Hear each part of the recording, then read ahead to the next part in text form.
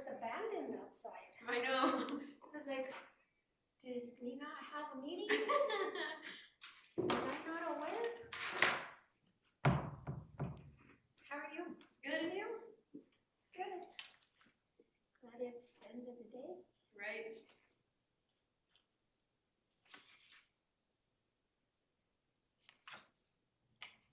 A musical, magical Christmas.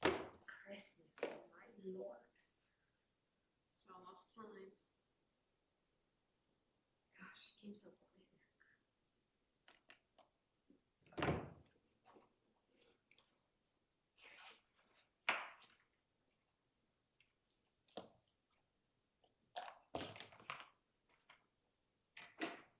Did you get confirmation from everyone else? Yes. Manny's coming in person, and Dorothy is on Zoom.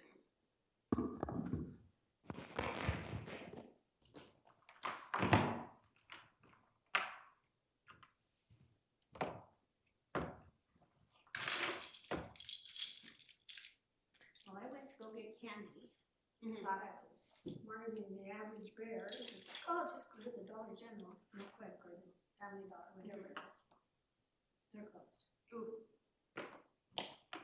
I was like, well, I don't have time to run into town. I'll have to drop it off. I know one time I went there during the day, and they were closed to lunch. I guess because they're so short-staffed, they just closed for lunch. Or I guess they're short-staffed and they just close for the evening. Mm-hmm. It's crazy. How after 2 years we're still in the same situation we were in as far as being able to recruit staff and build capacity. It's awesome.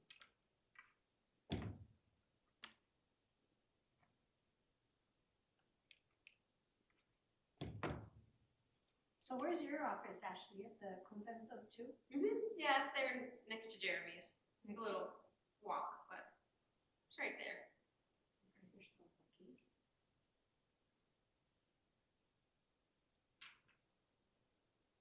Is it fairly quiet during the day? Yeah, unless there's visitors that go to the art gallery, it's pretty quiet. And the veterans sometimes. But you don't get bothered by homeless people? No, I haven't since being there, but I guess Jeremy did before I started, that they were still going there. I think now that Lauterburger is kind of closed, well, not kind of closed, they're closed, renovating or whatever they're doing, the homeless people that used to sleep under that tree are no longer around. Mm-hmm.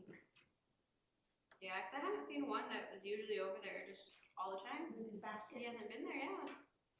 So I don't know, no one has seen him, I guess.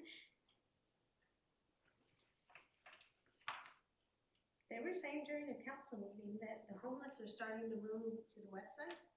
And I thought, well, I haven't seen him, but I'm starting to Now you see see him. him. Yeah, I saw him walking the other day. There's one walking straight in the middle of the road. And I was like, oh my gosh. It was the one that it looks like he's yelling at people. Yeah. That one I saw him. I've been seeing him several times. I think that's Adam. He has a disability. I know my husband, he's like, he's so nice. I was like, when did you talk to him? So, yeah. His mother used to be his caretaker, and from what I'm understanding, we're not.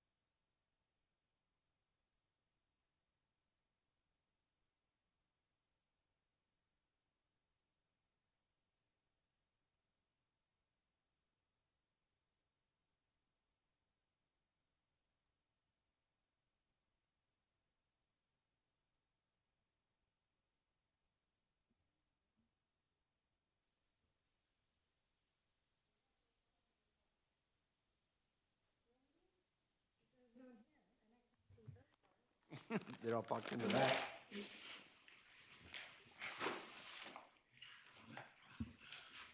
Counselor Valdez, can you hear us on Zoom?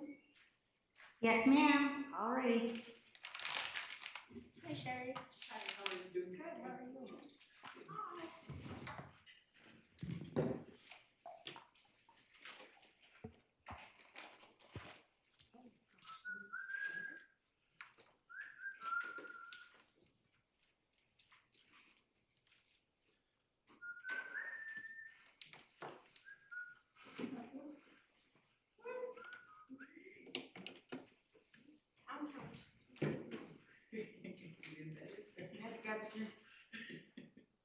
No cheese.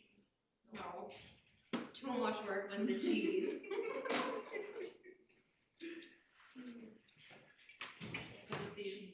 I like to get the spreadable cheese. Hi. Hello, how are you? Good evening.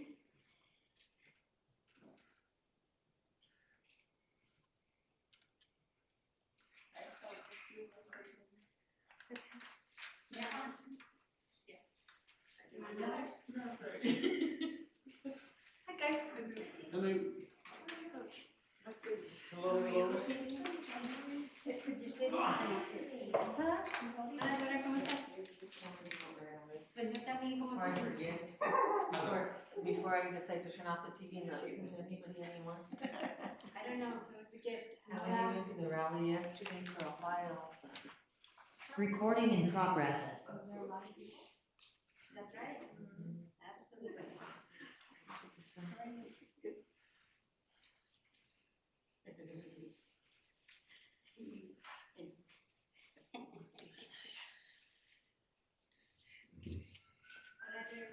Hi, Maria. Hi, Sherry.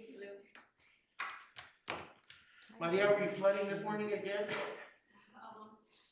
Not quite. Veronica was in a canoe yesterday. In a canoe? Which part do you? Yeah, the roof at New Service Center was leaking. It's old, everything's Ay, old. ay, ay. Okay, well, I think we're ready. Call this meeting to order at 6:01. Thank you everyone for joining us. Amethyst, can you take roll call please? Chair Nanette Rodriguez, Present. Counselor Aaron Salazar,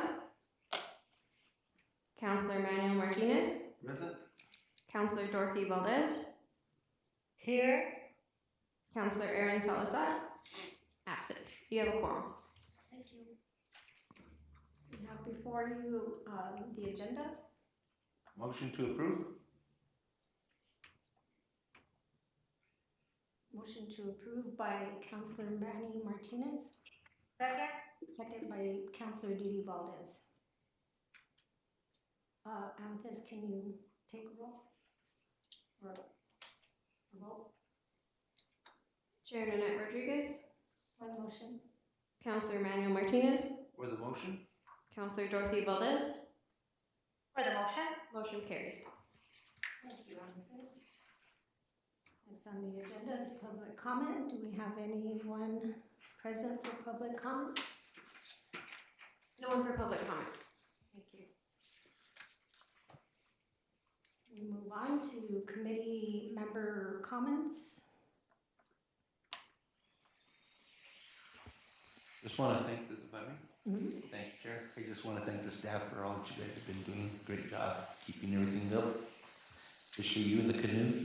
Nice. Thank you. I'm sure things are kind of rough now at the Convental as well. With all the construction, did they start construction? I was going to ask that question. On the roof, I know it's supposed to be the whole roof, not just the Convental, but the whole area itself, correct? The gallery and everything, so please give us an update on that, sir. And I think that's it right now. Thank you. You're welcome. Dee? None at this time, thank you. Okay, thank you. We move on to matters from the chair. I just like you, Councilor Martinez, want to recognize and commend the Community Services Department for all the successful events and activities that they've provided to our community and supported during the summer months. So thank you for your hard work and your dedication.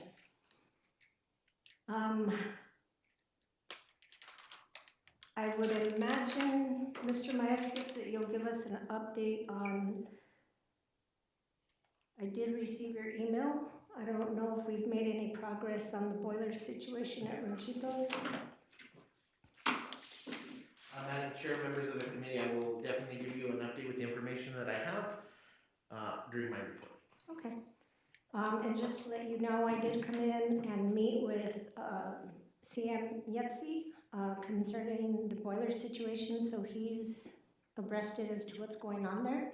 He said that he would follow through with Jeff. But I also think that it's important that we consider taking an inventory of the other things or items that need to be addressed before we look to open next summer. Absolutely. And so in that, I would think it would be plumbing and concerned about the wading pool and what we plan on doing with that.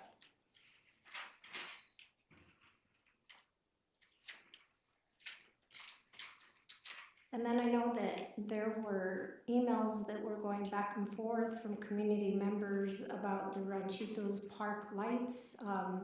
We had approved for a group to use the park. If you could just give us an update of what resulted from that, Jeremy, because I do believe that we have a policy in place to charge for those types of services. And then I guess just briefly, Jeremy, I would like to know if there's anything that we could provide you with as far as support and how we can advocate for community services and for all the needs that you have within your division.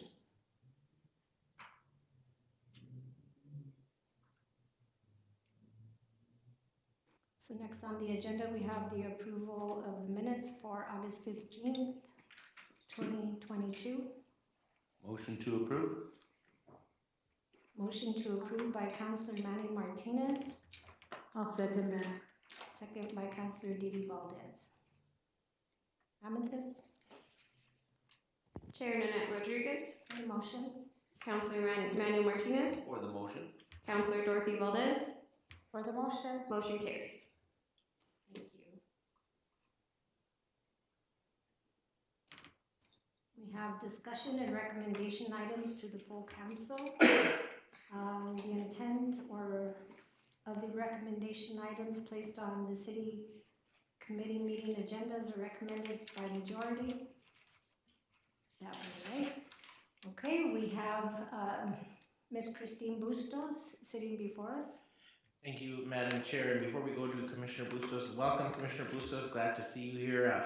Commissioner Bustos and I got a chance to meet earlier today to discuss the upcoming light parade that she chairs that organization as well. And as always, it's one of the bigger events that happens here in the city and something that the community as well as the city always looks forward to hosting and having each year. One of the things that we wanted to do is we wanted to make sure that we did it with enough time so that we would have time to be able to, granted that this gets approved, that the downtown action team as well as the city officials had enough time to iron out all the details, make sure we were all on the same page, so it basically just flows the way it typically does every year. So we wanted to do that ahead of time.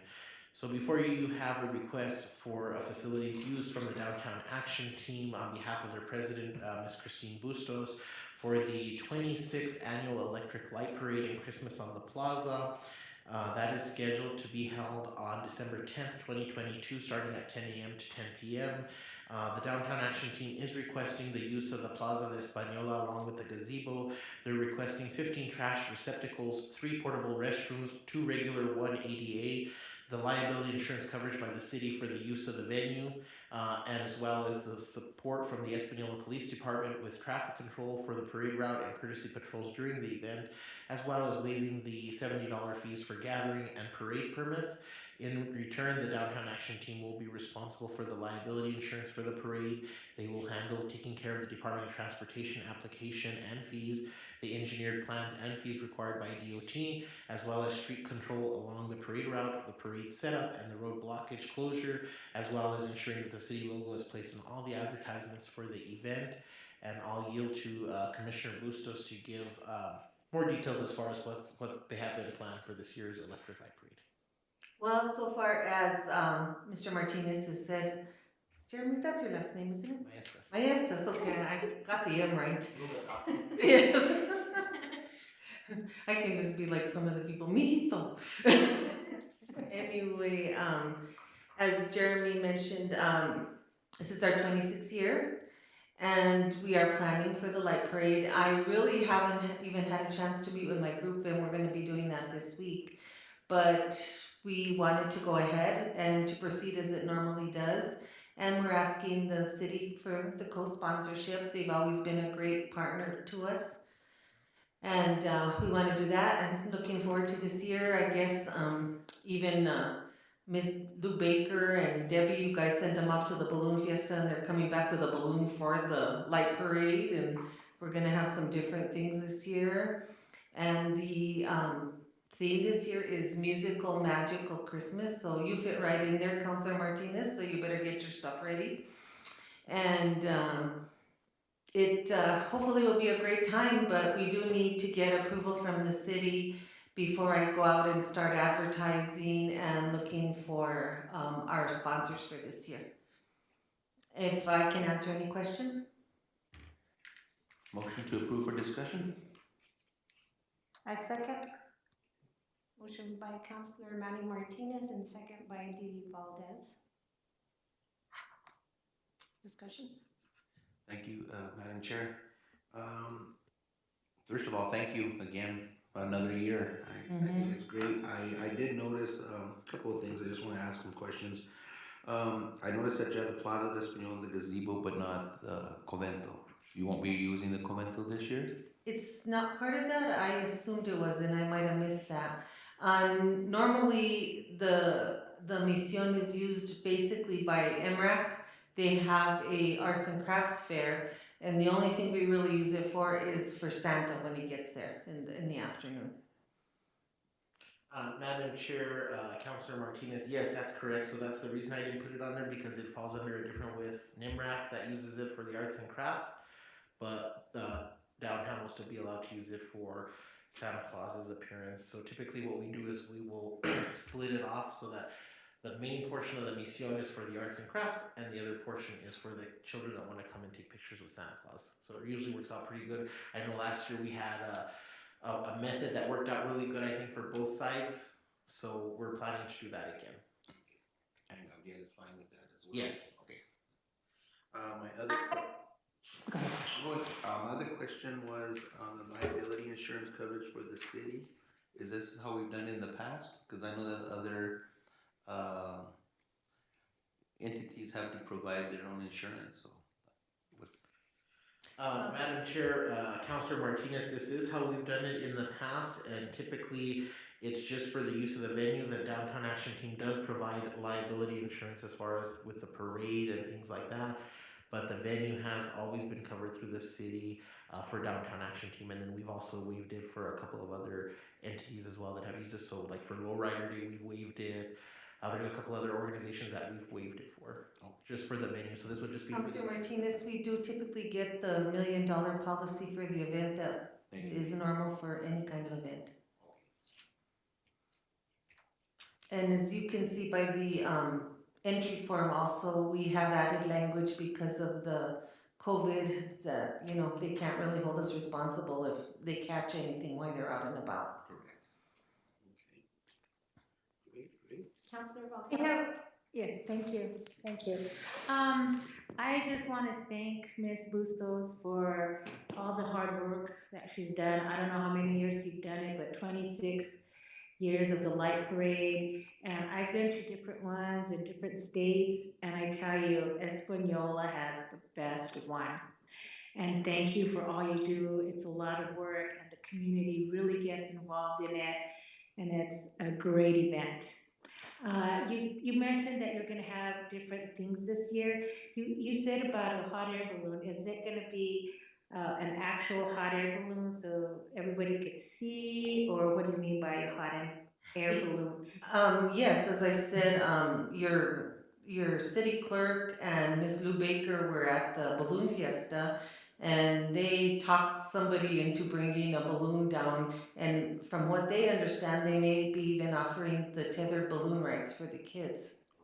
So yes, it's a real balloon. Which actually we did have one early on, and I think one of the first few Christmas on the plazas that we had, one year we did have balloons, so it's nice. It's nice, 26 years, yes, we go back and forth, and we have different things throughout the years, but we're hoping to make this a great year. And thank you, Councilor Valdez. We worked very hard on the parade, but I can't take the credit. I do the paperwork, but I don't do the floats. So I give the people the credit. Your team, the community, they all do a great job. Thank you. Thank you. Thank you, ma'am. I think this is one parade that everybody just looks forward to in general, whether it's watching it or participating in it. I know that everybody just loves this parade. They love Christmas, what can you say? And Espanola is a parade town. Yes, it is. Cook or crook, whether it snows or not, they're going to be out there enjoying the parade. But I was going to make a suggestion that maybe you'd be able to do is to collaborate maybe with Northern New Mexico College, especially with their filming department, and see it, because there is a lot of people that aren't able to go out and view it based on maybe their health issues or whatever it might be, and maybe if they could live stream it. I would love that. Would be a great addition to. I mean, because I know it once stopped people from packing the streets, but at least it would help the people that can't get out to be. No, I agree. And for several years, if you look on YouTube, it was done by the college and posted on YouTube. And those are, I love that. And but I haven't, to tell you the truth, I don't really have any contacts there, but I will make it a point to talk to them, and hopefully the college will be able to have a float this year. They haven't had one in a couple of years. So, hopefully they'll get back into the swing of things. So, yeah, that would be a great idea. I would really like to do that. I know that their facilities were the pride and joy when it came to making their floats. Oh, yes. I know that they've changed a lot as far as who's working now. It's a lot of retired, so that might be the problem. I think that was it. Part of it was Andy was out, and different things. So, and you're right. And of course, President Bailey was a big cheerleader for the parade. So, we're missing him also. So. He was a big cheerleader for everything. Yes, he was. Madam Chair, members of the committee, just to also add on to that in regards to the balloon thing. So I did kind of hear a little bit about it, but we'll make sure that we check into that as far as the liability portion of it as well, especially if the city's going to be providing the insurance or with Downtown Action Team. We want to make sure that, again, everything falls into a liability situation, so we want to make sure that our bases are covered on that as far as if they are going to be providing rides. So I'll be looking into that. Yeah, we will definitely. Jeremy and I have already set up some meetings with the staff here at the city, so we can start covering our bases with streets, with the fire department, everybody. And then the other thing we'll have to do, and I hope that we can support and work together, is Jeremy says we need a new Christmas tree. They don't last, so we'll have to be looking into that and see if we can get one, and then maybe we can go out with his help to the schools and see if the kids want to decorate it or who wants to do something for it. Well, thank you, Mrs. Bustos, for your dedication and sticking it out. 26 years, it's a lot of work. It is. I've done it 24. It was 24. I got mad at the city for 2 years. But I got over it. But it took you 2 years to get over it. But you're back. I don't think I That's want what to get matters. you Yeah, well, we won't put it on the record, but I'll tell you why another time. Mr. Maestas, thank you for bringing that up. I think it's really important that we consider the safety of people in the surrounding areas as well as the children. So I look forward to hearing what you come up with. And Ms. Bustos, We'll send him up first to make sure it's safe. can be first. Him in the mirror. I'll be hanging on to the mayor. We're not putting down anything in the mayor. And the other thing is you mentioned, meeting with the fire department in the streets. You've also met with Chief Garcia, or do you plan? Well, that'll be part of it. Well, you know, with all of them, as I said, with Gabriella from MRAC, which we met a little bit for today, and then we'll have a kind of, you know, inclusive meeting with everybody who participates as part of it, and Chief Garcia, of course, is a big one, and the fire department that comes out, the streets, a lot of your departments take part, so that'll be good. And then maybe we can decorate one of your new garbage trucks. That would be great. Hey, that's gonna be the theme for the year. So, Madam Chair, members of the committee, so just so that you're aware, so a meeting invitation pending the final approval of the committee, and the governing body has already gone out to Public Safety, General Services Department, Streets Department, Community Services, Parks, and I believe that's it. So all those department heads will be coming together. We already have 2 tentative scheduled dates to meet at the Mission. And so once it's finalized, as far as approval goes by the governing body and this committee, we will move forward with those meetings and make sure that we're all on the same page. So when I started, I said, thank you for your dedication and your forward thinking. It's great, great planning, Jeremy, thank you. So, and with this, we have a motion on the floor. Chair Nanette Rodriguez, For the motion, Counselor Manuel Martinez, Or the motion. Counselor Dorothy Valdez. For the motion. Motion carries. Thank you, everybody. Thank you. And if you'll excuse me, I have Eucharistic minister training in the church. Mr. Maestas. Thank you, Madam Chair. So we will move on to the next item on the agenda for a facilities use agreement. Before you, you have a facilities use agreement that has been submitted by Mayo Martinez, and they are requesting the use of the Sportsplex on Industrial Park Road on Saturday, November 12th, 2022, from 8 a.m. to 10 p.m. And this will be for the 5th annual Co-Ed Thanksgiving softball tournament. They're requesting from the city 5 trash receptacles, the liability insurance coverage by the city for the use of the venue, waive the $200 fee for the use of the field permit plus the lights use if necessary. The city logo will be placed in all advertisement for the event, and continual recognition of giving back to our constituents. So when this first came to me, and I'll bring up Maria because Maria can give more details on this.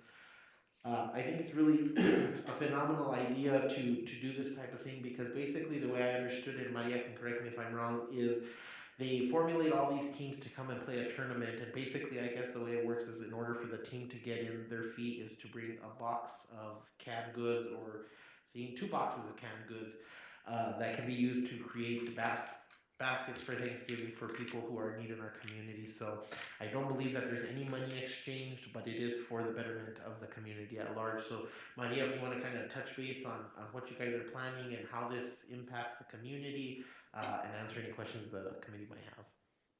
Thank you so much. Good evening, Madam Chair, Councilor Manny Martinez, and Ms. Didi Valdez.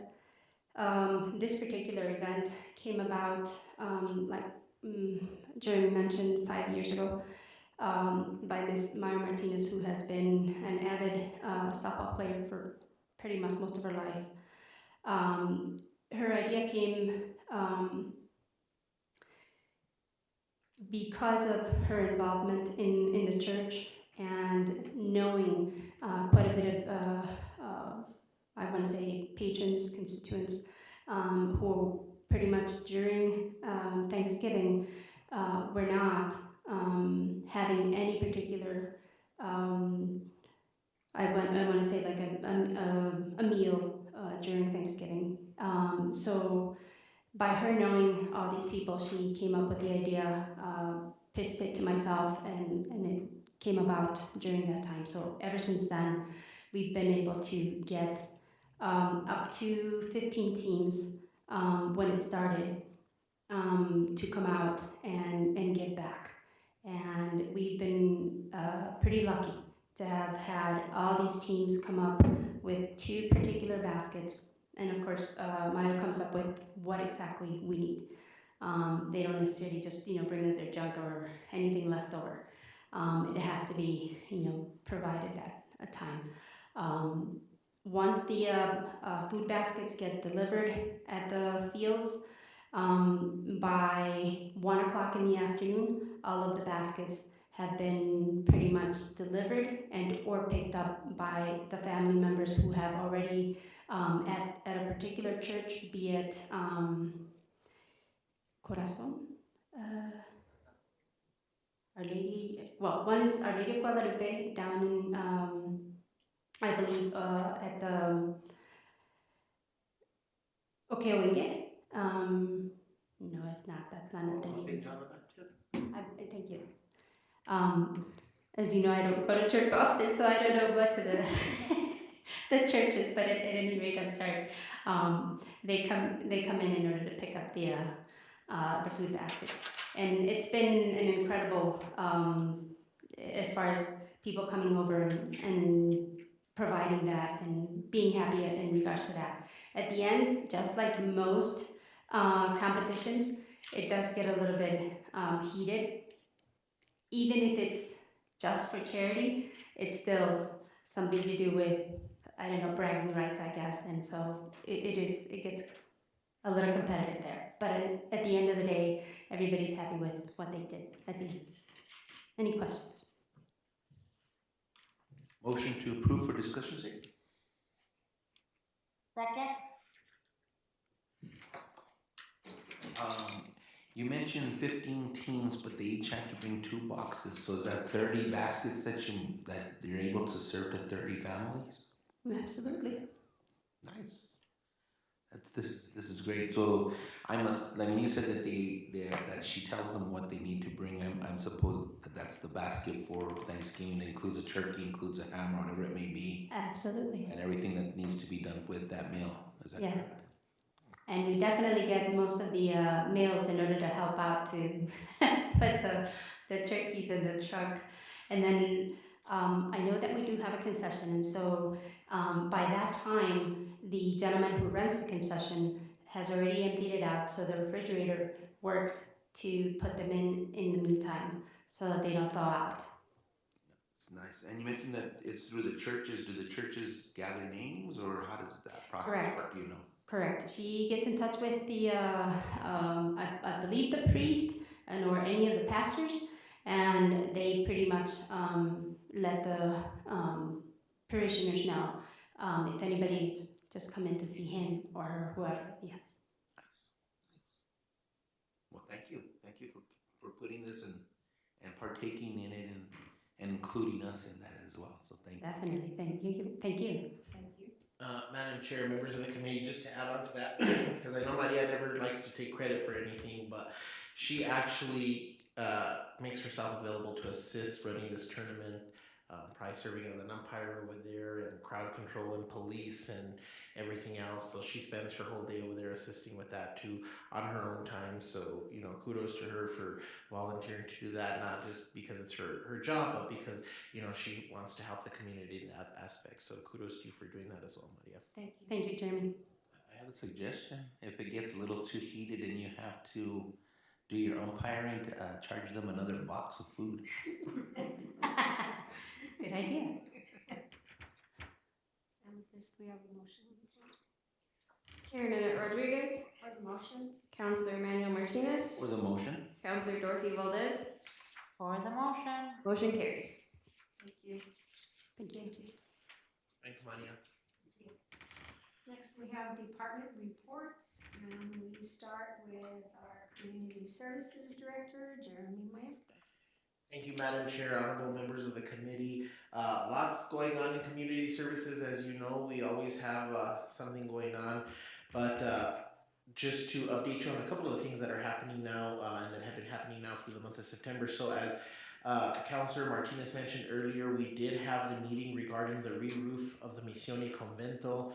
We are hoping, weather permitting, that this work will be able to start as of tomorrow. But again, that depends on where we're at with the weather. The project is going to consist of re-roofing the entire Misiones Convento. And so that's going to be a big improvement to the Misiones Convento because, as you know, we've had a lot of issues with the roof leaking and, shifts being made to the structure, things like that. So we're really excited to get this roof up and running.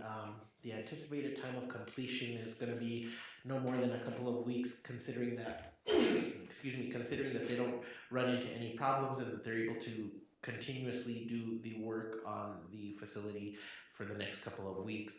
So with that being said, I have cut the rentals of the Misión y Convento until the work is completed, just to avoid, there's going to be a lot of traffic coming in through there as far as with the construction workers.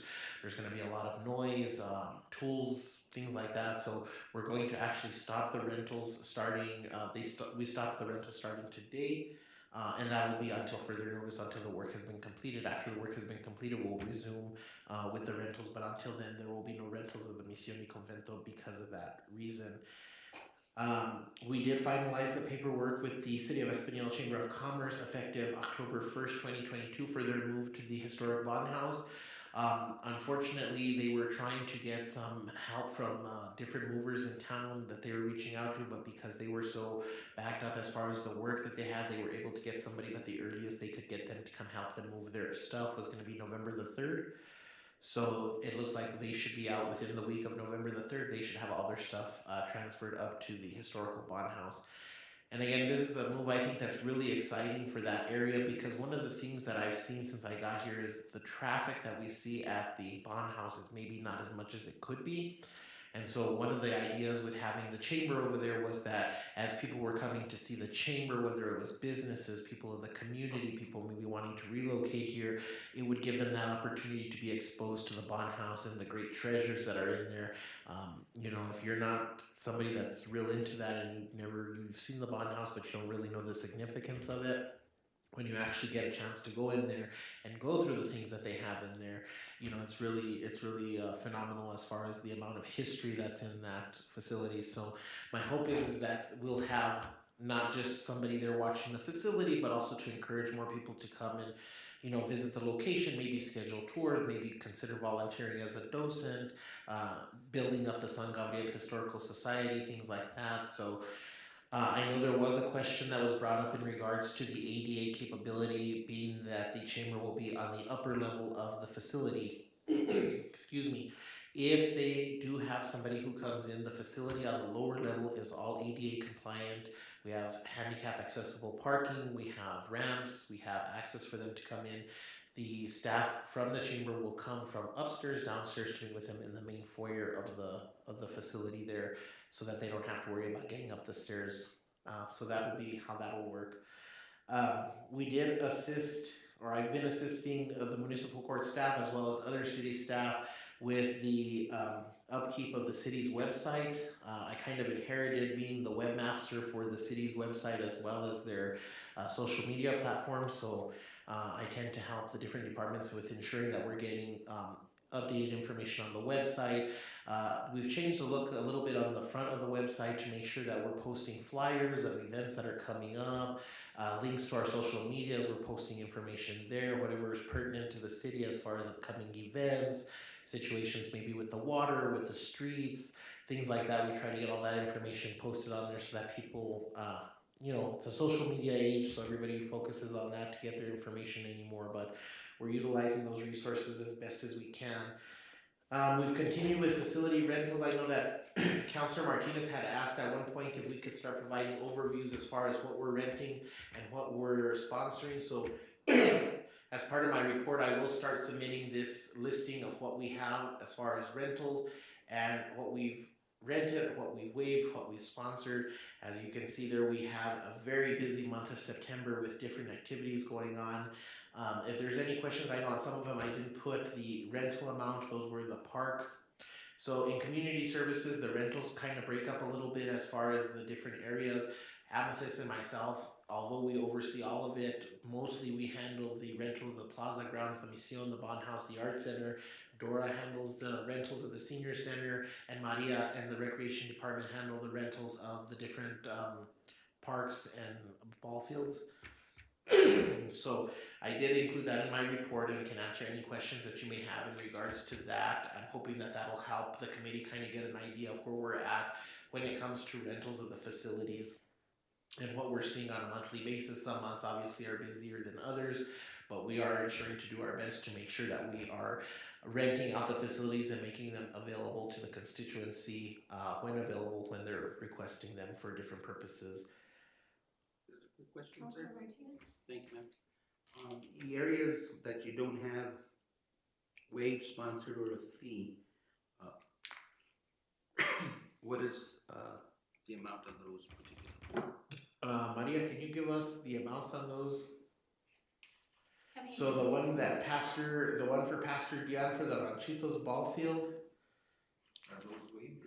Okay, got it. No, for Ranchitos and or the sportsplex upstairs, on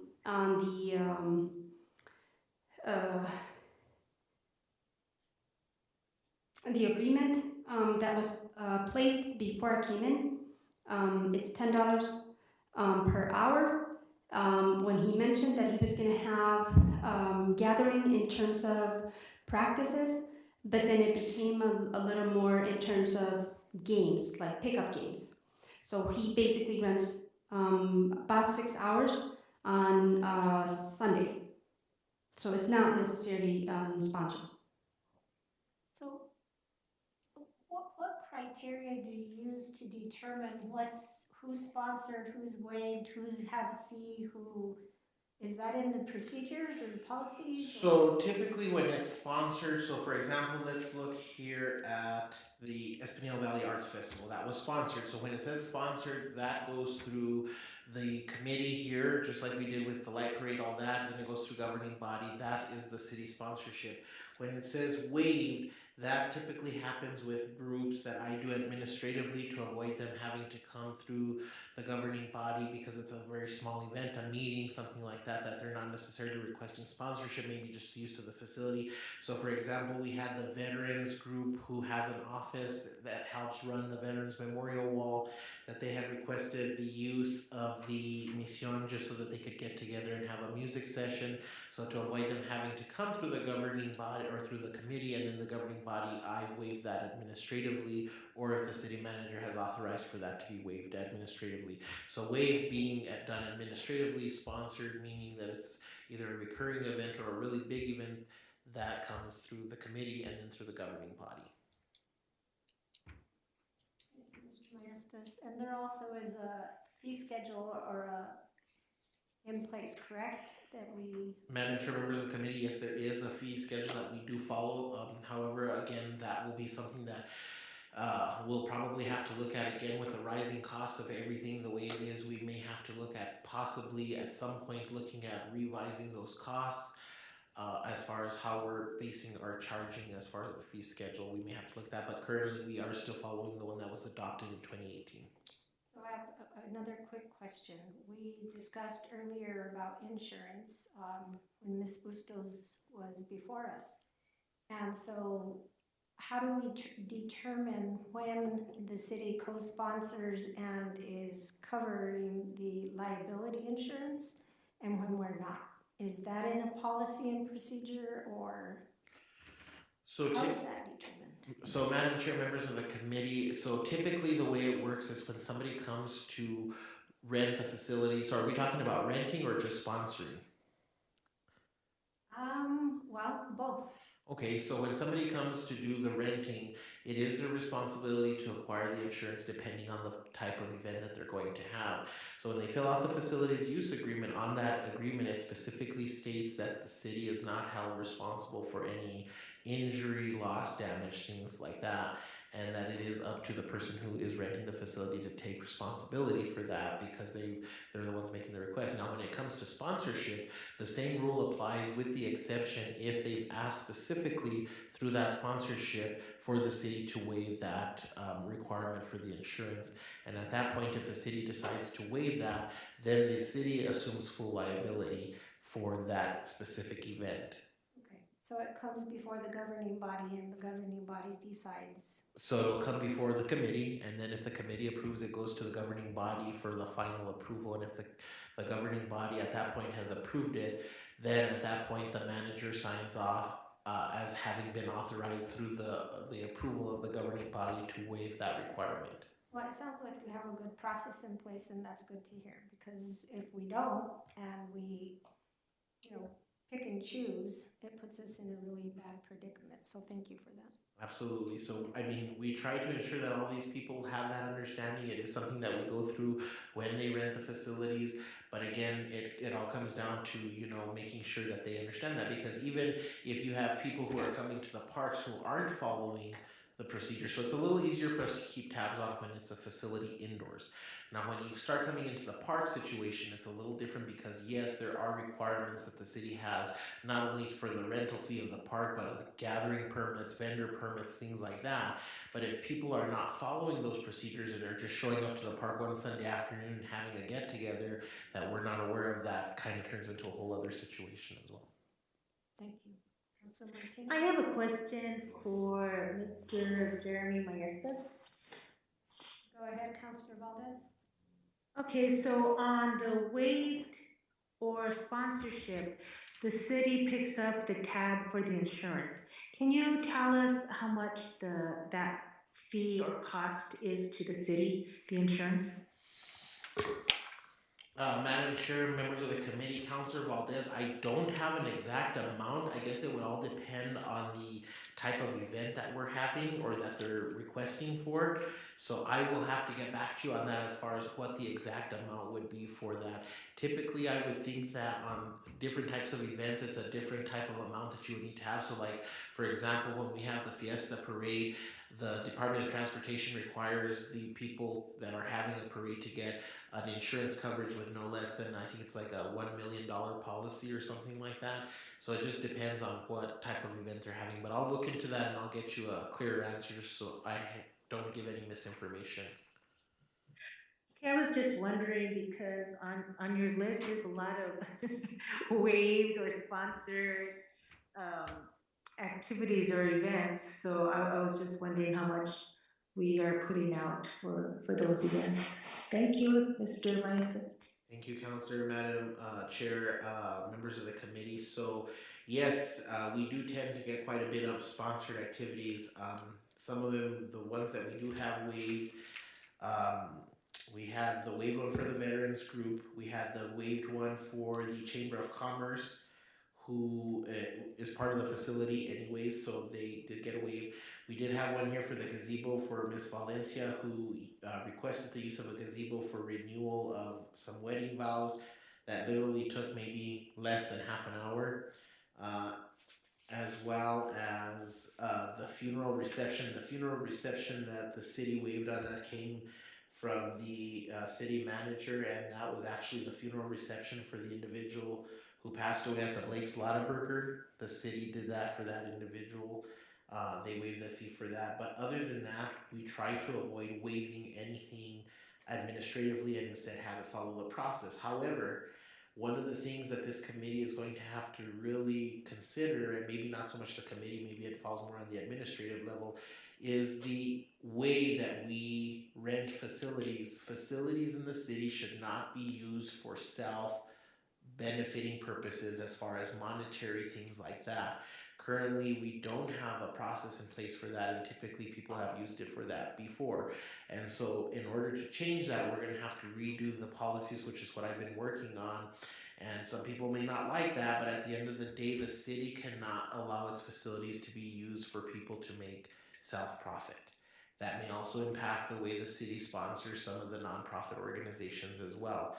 Again, when you start getting into that whole anti-donation situation, there's a lot of areas that the city has to be careful with to ensure that we're not violating not just policy and procedure, but the law as well. So a lot of that stuff is probably going to have to be relooked at as far as how we operate during those types of events. But the other thing is we want to make sure that our facilities are available and used for their intended purpose, which is for recreational activities for the community. As we can see, a lot of these events tend to impact the community at large. It's not just a certain group of people or a certain group of individuals that this impacts. This is something that's open to the entire community and benefits the entire community. So you have the fiestas that it impacts the entire community. It benefits the entire community. The arts festival is another one. The light parade's another one. This situation with the the co-ed or the softball tournament where they're going to raise food that's going to give back to needy people in our community. We don't want to shy away from that, but at the same token, we have to make sure that people aren't coming and saying, okay, I'm going to rent the plaza for the $250 rental fee, and then I'm going to turn around and have a winter carnival, and I'm going to charge all these people to have booths there, but we don't know where that money is going. So that's one of the things that we're going to have to do moving forward, which is already in the process of how we're working on. I'm not sure why it wasn't done that way before, but that's one of the things we have to look at. The other thing is that city facilities, as far as I know from my past experiences, is government facilities should not be used for political purposes.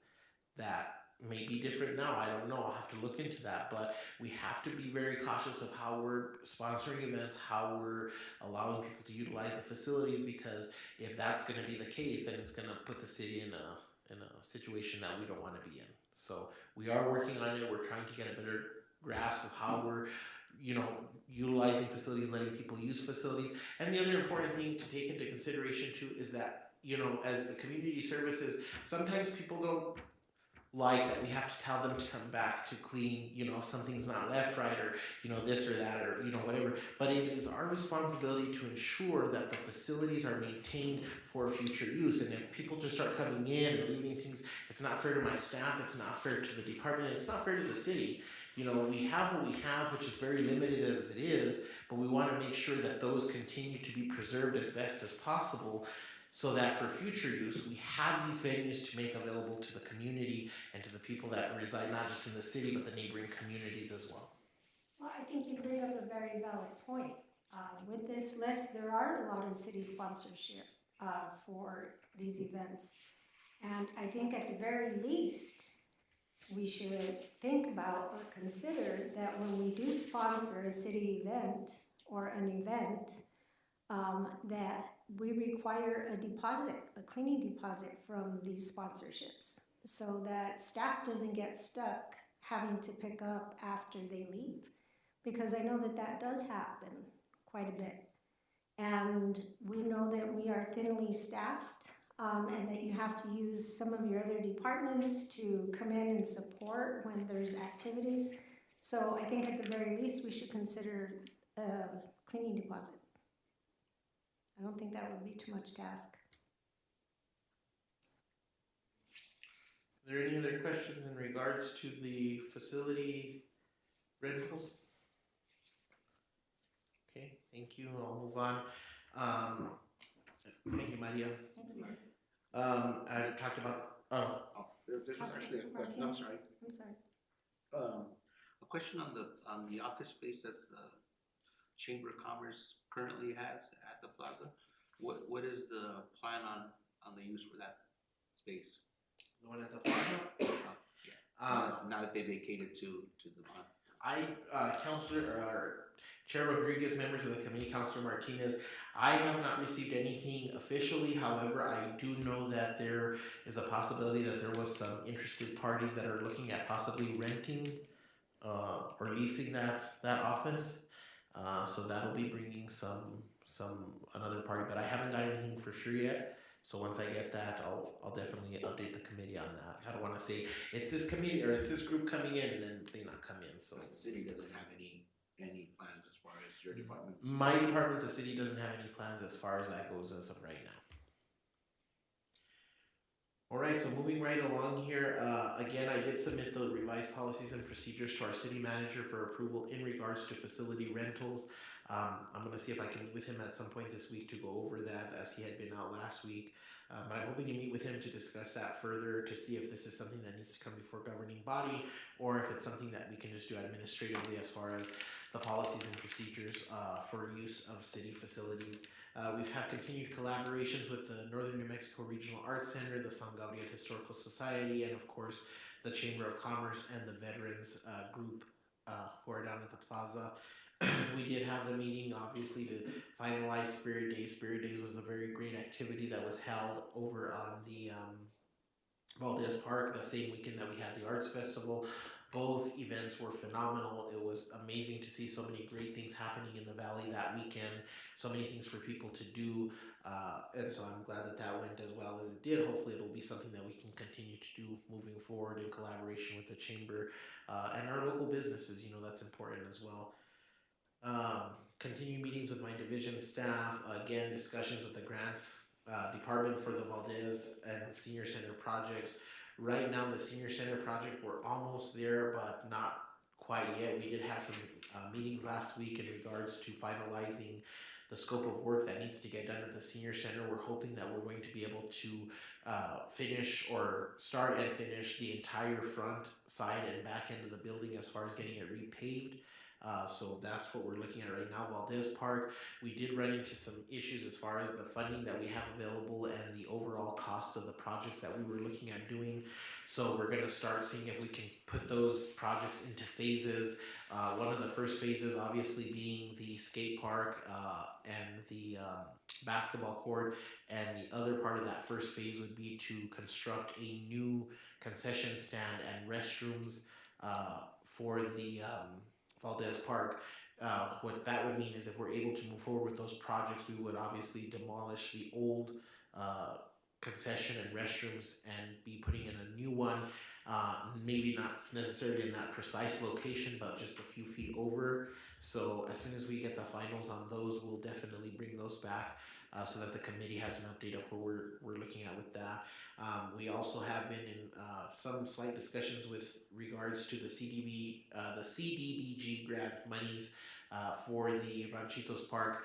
That's another area that we really need to look at. I have a very big concern and have had a concern with the area in Ranchitos as far as the safety that's happening down there and the things that are the questionable activity that's happening down there, you know, at late hours of the night and different things like that. And I know I brought that up before. One of the first things I'm going to try to do is figure out how we can go about fencing that area off. I think it's very crucial for us to be able to secure that area after hours, because what we're seeing is a lot of kids that are piling up over there in their vehicles. They're doing donuts in the parking lot. They're driving very erratically. They're breaking into the pool area. They're breaking bottles. They're breaking into light posts. It's just really a safety hazard that we need to address. And so I'm going to work really hard with that as far as the funding that we're applying for, and if not, to see within my own budget if I can at least come up with some funds to be able to get that area fenced off. So that would be an area of support that I could really use from this committee, is to ensure that we get some type of funding to at least get it fenced off in that area of Ranchitos. Do you have any idea, or have you looked into what the cost would be to put up fencing? I haven't, but I'm going to work on that here very soon to see what we can do. Because again, it's hard to determine, is chain link going to be suffice? Are they going to cut the chain link? Is it wrought iron? Is wrought iron going to be too expensive? But I think at this point, the fence would be a very good deterrent to start deterring a lot of that traffic that builds up there at night, which we're seeing is a lot more of the younger kids that are piling up there. And there's really no need for them to be in that area after a certain amount of time. And it's also, it's a big problem for the residents who live along that street, and I don't blame them, because, you know, they're trying to sleep or whatever in their homes, and you're hearing all this racket, and it's a big problem. Councilor Martinez. Thank you, Chair. Have you looked into a possibility of cameras on the light posts to where maybe they could be tied into public safety now that they'll be moving into Ranchitos? It might be a lot closer for them to respond if they see the camera, you know, off the cameras or something like that. Chair Rodriguez, Councilor Martinez, that's a good idea. I had not thought of that just yet, but I will definitely take that into consideration and look into that.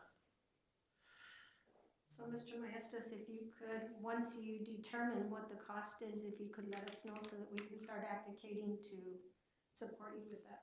Absolutely. And then, so moving on, we've had discussions, or we've looked at replacing the mayor's Christmas tree. I know it's been a concern for a lot of people who are passing by. The tree did die. I'm not sure if it got a bug or what exactly happened, but the tree didn't last, and it does look very bad. So we are in the process of trying to get some trees delivered here. We had to wait to get the trees from the nursery because I guess it goes into a period where the tree goes into hibernation or something like that. I'm not sure the whole aspects of it, but we are working with municipal court to get those trees here with a contractor to have them delivered, pull out the old tree, replace a new one, and we're hoping to get that done here fairly quickly. And of course, prior to the electric light parade, we would like to have the kids help decorate it. I know last year what we did was we had the seniors, I think, did a lot of the ornaments, and we did have some kids that did an ornament that went onto the mayor's tree last year. So we called it the city's tree, the city tree for, because it belongs to the whole city. But it was a really nice decorated tree last year with that on there. So we are working on that. Continued collaborations with the plaza cleanup efforts. I've actually met with a vendor that's going to come out. He already came out. He's going to give us an estimate on replacing the grass that's around the gazebo and the sprinkler system that's there.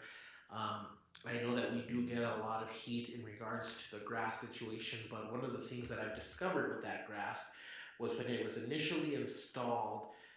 I don't know how it was installed, but I don't think that they put it in correctly. There's a certain way that you install grass as far as putting topsoil and then doing this and doing that.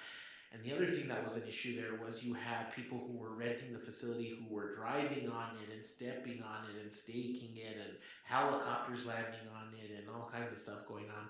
So he's going to give us an estimate to look at getting it redone as far as the sprinkler system goes, reseeding it, and then I think they provide support to help it grow within the year, and then after the year they turn it over to the city. So we're looking at some estimates with that. I've also discussed with the mayor and the city manager to see if we should reach out to the Plaza Foundation to assist the city in possibly getting some of that cost covered depending on what it's going to be. I think it's going to be around the 50 to 60,000. I'm not too sure yet because I haven't received it, but that's what we're looking at right now. Councilor Martinez? Thank you, Madam Chair. Have you looked into, I know you mentioned the mayor's Christmas tree and the nursery coming by. Look, as far as getting more trees throughout the plaza, a little bit more shade might help that grass immensely. Also, I know that the lighting on the plaza is basically just for foot control as far as along the walkways, but any chance of us looking into those old style street lamps that I believe that they have in the Santa Fe Plaza. I know that they have some now that are even a solar, where it has a little solar cell up on the top to help reduce some of the costs, just to kind of light it up a little bit.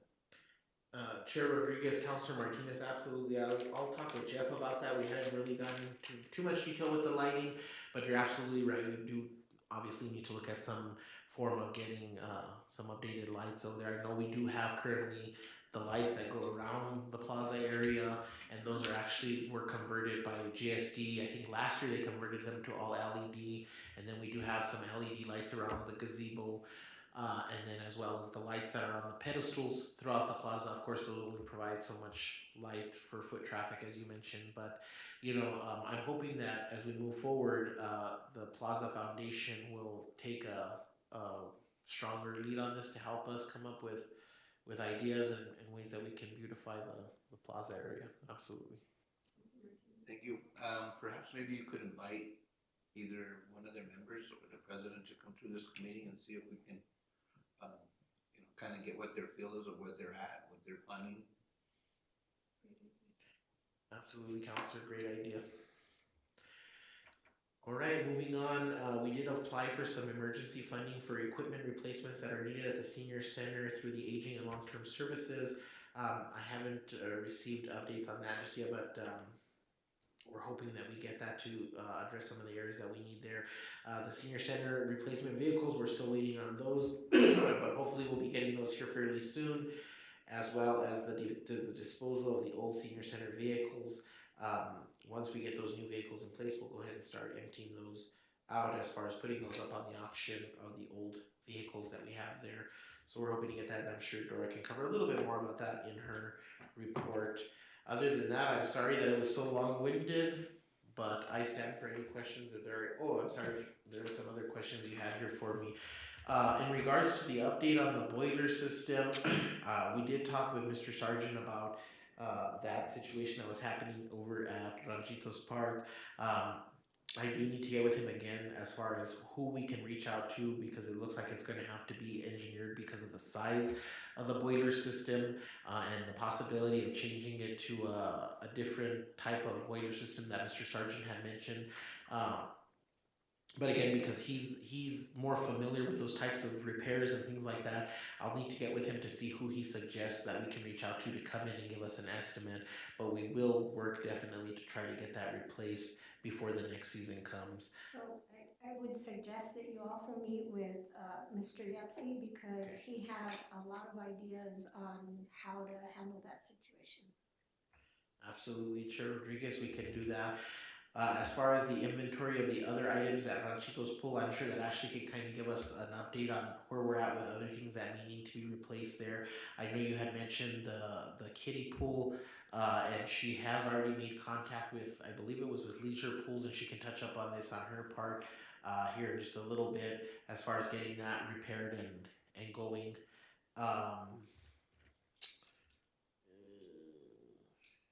Was there any other questions that I didn't answer that you all had for me?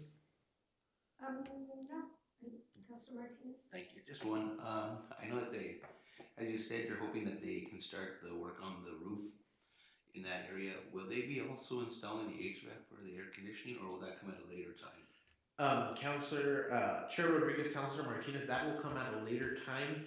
My understanding is it probably won't be, they'll do the work for the roof first, and then the HVAC system will probably be getting installed somewhere around the spring of 2023, if I'm not mistaken.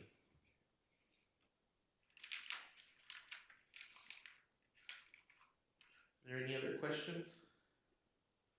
All right, well, thank you, Chair Rodriguez, members of the committee, and again, just thanks to my staff. They've been doing a phenomenal job. They all have been really, really busy. The senior center is really, really busy as always. The library has had a lot of activities going on, as well as the sportsplex. It's amazing to see the amount of people that we see in all different venues throughout community services. If you take some time to visit, whether it's the senior center, the library, or even going up to the sportsplex, it's just really phenomenal the amount of utilization that all of these facilities get, whether people are coming in to work out, or they're coming to play basketball, or they're going to eat at the senior center, or do crafts with them, or play bingo. It's just really, really phenomenal, and my team has just been outstanding. They do a great job at what they do, and so I'm very thankful to have such a good team that works so hard every day. Not just my supervisors, but their staff as well, to make sure that we continue to be able to provide the best services that we possibly can to our constituency. It's not always perfect, and we do run into some kinks, but we're getting there. We're improving our processes every day, and we continue to be the front line for the constituency when it comes to recreational activities. So just want to give them those kudos. And you're absolutely right. So the city of Espanola is the hub even for the outskirts, right? Even for communities in Rio Arriba County that come into the city of Espanola and utilize our facilities. And I remember back in the day, we were trying to track how many people from Rio Arriba were coming into the city so that we could do a study and see how we could get compensated, or they could contribute to our facilities.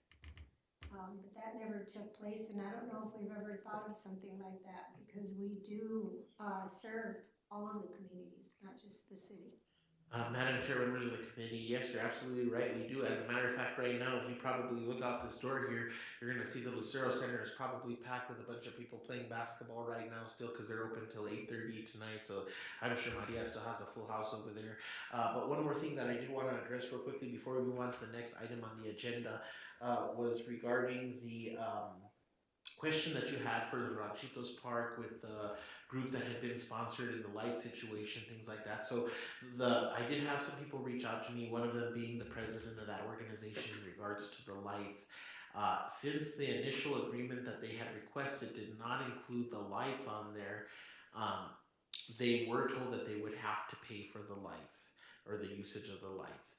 At that point, the city manager did authorize maybe to figure out how we could work together, being that they had already been sponsored, with a price that would be compatible with what they could afford, basically.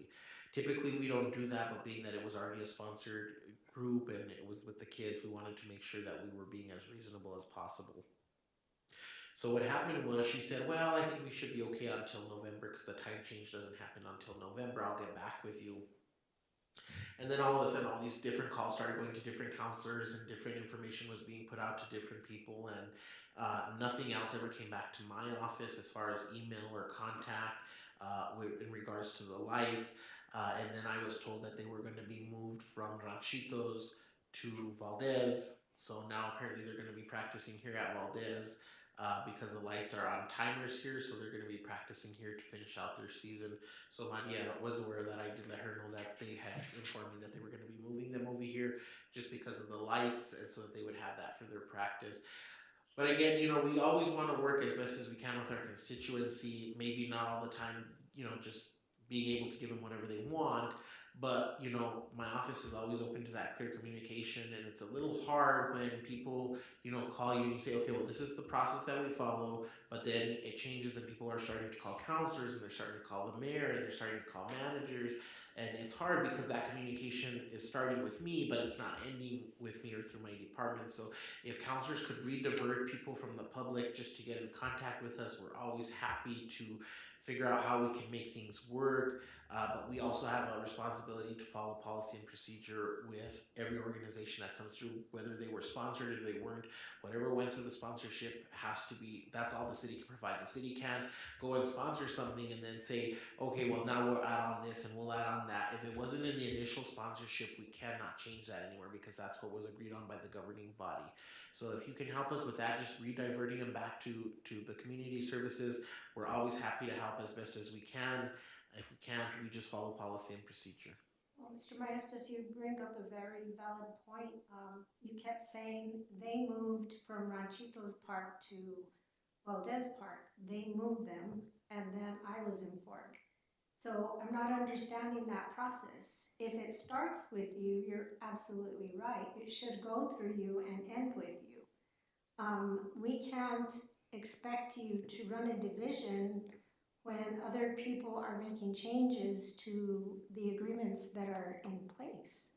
So absolutely, I'll support you as a city councilor and as chair that we follow the process.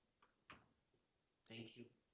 But yes, we will definitely keep up on that, and we're here to help the community, but we also have to follow, obviously the policies and procedures, because we don't want people feeling that we're doing for this group, but we're not doing for that group, or what we're doing for that group, we're not doing for this group. We want to make sure that we follow those policies and procedures, and we want to make sure that those procedures are, and there are going to be instances, based off of the career that I've had in the recreation division and the whole, facility rentals, you do sometimes fall into a position where there may not be a policy that precisely determines how to handle this situation, but we do the best that we can, and we're trying to improve those policies every day. So, we'll get there, but, just if we can have people rediverted back to community services, that would really be helpful for us. Councilor Martinez? Thank you. And yes, I agree with the Madam Chair. This whole process needs to start with you and end with you, and you need to be included in everything that's going on. I do have a question for when it comes to summer events, because before we know it, again, summer's going to be here. When, I know probably the sooner the better, but when do you prefer for any nonprofit or agency that's going to want to put on any type of event throughout the summer, when would you like them to actually come visit your office and get this dialogue started? Chair Rodriguez, Councilor Martinez, members of the committee. So I would say at least a month or two in advance is great. I don't think any more than that would be, we don't want to do more than that. A month, I think, to 2 months would be great to be able to ensure that we get it scheduled. One of the things is that since I've been here, we have not seen any type of double bookings, but at the same time, the other thing is that the way the scheduling works in the city, as far as I know, is it's on a first come, first served basis. And so typically what happens is when we have a reoccurring event that typically happens every year around the same time, people assume that that's their scheduled date and that's what they're going to get it for. And so in order to be fair with everyone, we want to make sure that people are coming at least within a month or 2 months. I think that's reasonable, to the committee if they're seeking sponsorship, or to my office so that we can get it scheduled. Because the other thing is we don't want to schedule it 4 months in advance and then a month before the event they say, well, it didn't work out, we're not going to be able to have it, and then that kind of deterred other people who may have been interested in that date for another activity. So I would think within a month or 2 months, that's reasonable for us to be able to hold on to that day, whether it's through sponsorship, whether it's through rental. And this way, it's not just a matter of, well, this is the way it happens every year, and we take that for granted. And then somebody did come and follow the process, and they either rented it or they went for sponsorship and they got that, and then they got the date, and this other person is now upset because they didn't, they didn't come in within that time period. But I've always told everybody, at least a month, 2 months max, come in and either submit your request for sponsorship or do your deposit and your rental fee so that it's already on the books, because you don't want to do 6 months in advance, like I said, and then come a month before the event, we've already turned away 6, 7 other groups because it was already requested, and then they come back and say, oh, you know what, we had this come up or we had that come up, and the event fell through. On a follow-up on that, I know that in the past, some of the past practices has been allowing like a 2-year sponsorship. We're going to do it for the next 2 years or 3 years, and they've done that to save the spot. Basically, I guess is what it is. Is that a no-no with the policy, or is that? I don't think, Chair Rodriguez, members of the committee, Councilor Martinez, I don't know specifically if that would violate the policy. I would assume that the only thing that could be a potential issue with that, again, I would have to look into it further, but I think the only thing on that is you do tend to have changes or possible changes in leadership as far as the governing body within every 2 to 4 years that they could possibly change. And should that happen, if you've already agreed to an event for 2 years, and let's say the governing body changes and the new governing body doesn't want that event or wants to reconsider that event, it could be a problem for them because you've now locked them in for 2 years. But I'm not saying that's not doable. I'll just have to double check to make sure that we're compliant. If that's something we can do, then absolutely, if it makes it easier, sure.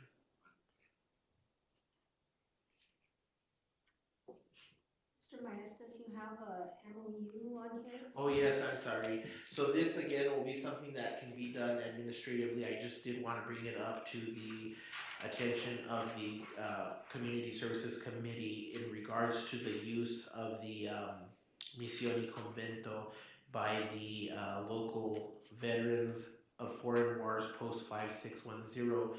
These individuals are the ones who help out quite a bit with the running and maintaining of the memorial wall.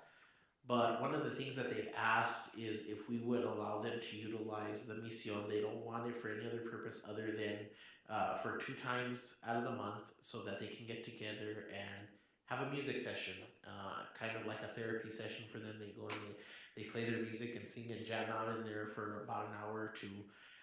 They have been made aware that if somebody comes and wants to rent it, or if there's a city-sponsored event or something else, that will take precedent as far as depending on what day of the month, if it falls on their day that they're requesting. But I think this would be a very good initiative for us to move forward with, which we are looking at moving forward with, to be able to provide our veterans that capability of having that type of interaction with other veterans.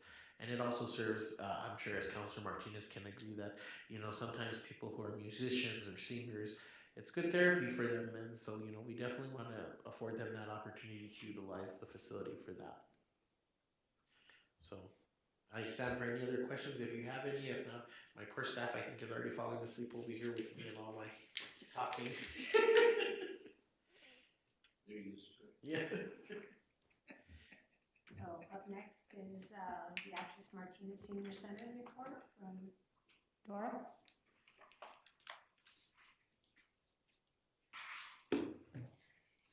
Good evening, Chair, members of the council. For my report this evening, for the month of September, as you can see, our revenue is still continuing to go up. We do have the seniors still utilizing the little bit of machines that we still have in the gym there for them to use as well. We are looking for grants to see how we can cover to get some new equipment in the gym itself. As Mr. Maestas had mentioned, we do have the grants from 2018 long-term and aging working on the parking lot. They are looking to put a little bit more lighting on the back side of the stroke center, 2 poles, and then changing the ones that are in the front parking lot to be a little bit brighter as they are old lighting there, and adding maybe a couple more towards where the dumpster is or by the YMCA to get that a little bit more lighting in there. They're looking to fix the front and back parking lots as we get a little bit of flooding on there right now. They did finish the phase 1, which was the ADA compatible handicap parkings. Those look really nice. The grant that we applied for the vehicles, we did get awarded. We still don't see any of that money yet, but we are looking to replace the 2 white vans, which are the 7 to 8 passenger vans right now, the 12 to 15 passenger vans, and 1 commuter, either truck or car for the senior center.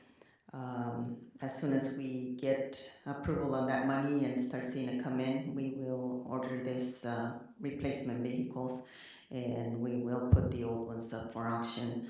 It was unfortunate that we did get hit that all of them actually got the catalytic converter stolen. So they have been fixed. They fixed the Jeep, and we were able to salvage one of the white vans, which they didn't take the catalytic converter. They're real low to the ground.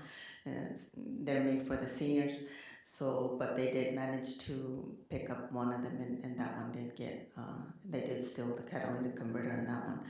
And the fleet department has fixed all of them, but have been straight piped, as catalytic converters are pretty expensive. The insurances didn't cover because of the age of the vehicles. So it's coming out of the city's money and out of the city's pocket to be able to fix those. We do continue to have the senior committee provide us with some fundraising so that they can, like now for Halloween, they bought quite a bit of candy to be able to give out for our trunk or treat that we are going to have now Friday the 21st. Starting at 3 o'clock, along with the rest of the community service departments, library, recreations. Hopefully we can get quite a bit of participants on that. I know we have some of the businesses coming in as well. Some of the seniors are going to join us on that day as well there too. We continue with their bingo, their puzzle making. We have a couple of seniors doing a jewelry class on a weekly basis. We did have the UNM from the Mariba County coming to do the cooking class. Apparently their funding there got cut off a little bit, so we kind of have that on hold. But the seniors did enjoy that. They showed them how to create their meals with the commodities that they get. So, and they were pretty good. They were pretty good meals. So hopefully we'll get that going again. I want to invite everybody in the community to come and have our famous Tewa tacos tomorrow. So come and have some lunch. I believe that's it. We still have our Mesa renters there with the office. The race program is on its way to moving to behind the city hall. We continue to rent the office to the Dream Tree project as well. And we have our new menus up for October, so come and join us. Any questions, anyone? Martinez. Thank you. On the area where the vehicles are stored, there's no cameras or anything in there to see who may have been taking these catalytic converters? There is, and we kind of looked at them. They did take them when it was very, very dark, and because of the lighting, the poor lighting, we couldn't identify anything as far as who it was, and wearing hoodies as well. You couldn't see. Mesa de Mesa also got their little wagon, their trailer. They have a trailer back there that they store their stuff into. Their stuff was stolen from there too. They broke in from the corner way in the back in the stroke center. They cut into the fencing there and they cut off their lock and they took all their tools. They're a program that actually helped the low-income housing in the seniors to help restore their or remodel their bathrooms or redo their ramps or any help that they need, you know, with. And it's very hard for them as well to get volunteer construction people to come and help them out. And it's so sad that, you know, the only tools that they had have now, you know, gone. So they're looking to replace that, and hopefully maybe the insurance will cover them as on that end. We kind of suffered a similar situation where I work. We invested in cameras, and we watched someone walk in with a hoodie, completely covered. Took them all but 2 minutes to do their business. So you know, we think cameras are going to mitigate these situations, and they don't always. But it does bring me up to a question. With the new vehicles that you are planning on ordering, is there plans for where you're going to store these vehicles until this situation dies over, or it's taken care of because they'll continue to do what they do? Yes. Right now, the ones that we do have working and that they did replace the catalytic converters, they are being stored at the old armory where the General Services Department is. Several of the departments are storing their vehicles over there, so hopefully, knowing that most of them are over there, they don't hit that part now, so we'll just keep our fingers crossed. What can we do? I mean, they're fenced in there as well, you know. I mean, they were fenced in our places, and hopefully with the lighting there, they'll think twice about it. So all we can do is hope they don't. Indoor storage is the way to go. Yeah. Thank you for the job that you do. Thank you.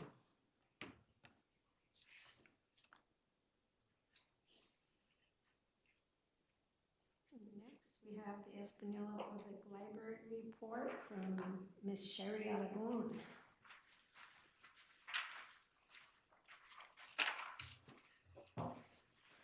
I'm awake.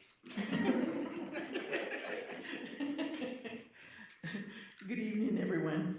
As you can see my report, right now I have Michael, my programs coordinator, has been working on the trunk or treat event. And so far I think we have probably about 5 to 8 at the point. Right now it's moving up. We have Del Norte Credit Union, Zia, Espanola Schools, the Lowriders, several community members that are going to be putting up booths. Jimenez just called earlier and they said they wanted to put up a booth also. So along with Dora and Recreation Senior Center, we're all doing this, and we try to do this for the kids so that way it's a safe place for them to go. You know, and I know it's a little bit hard to go out and take your kids out there, but we've been passing out flyers and doing different things. On that night, also on the 21st, they'll be having a movie at the library. It'll be Hocus Pocus. Again, free popcorn and drinks. So we've been passing out flyers to the kids that come into the library and their parents. We've had a lot of different activities going on at the library. We had a Coffee with a Cop Day. That was actually a really good event. We actually had a lot of the officers come by. And we had some of the few community members that came in also and just kind of spoke with them and just hung around with them. We have some in-person activities. We have adult paint night tomorrow night or Wednesday night. We have Explora. Hopefully they'll be coming in. Sometimes it's a hit and miss with Explora because sometimes the kids aren't out of school and they're out either the day before or the day after. But we try to get them to come out And these are free programs for the kids. Explore doesn't charge us on these monthly activities that we do. We still have our afternoon movies, our free family movies. Total circulations is 1,270, which is totally up compared to last year's numbers there. Computer usage has gone up. Our Wi-Fi has really gone up, the use of Wi-Fi. Security gate count, and that one is actually going up also. Items cataloged, 227. Peter's doing a really good job in cataloging a lot of the material. And he's really fast at it. It's like you can't get enough books in to where he's putting them out already, in a lot of DVD material, audiobooks. So anything new that we have come in, he's already getting them out. And we have to order supplies, more supplies, because he's so fast. Well, that's a good problem. Yes, it is. Our revenue has moved up to 1,023.74 compared to last year at 352.68. And that's about it right now, just other than doing our regular programs that we have in the library. Any questions?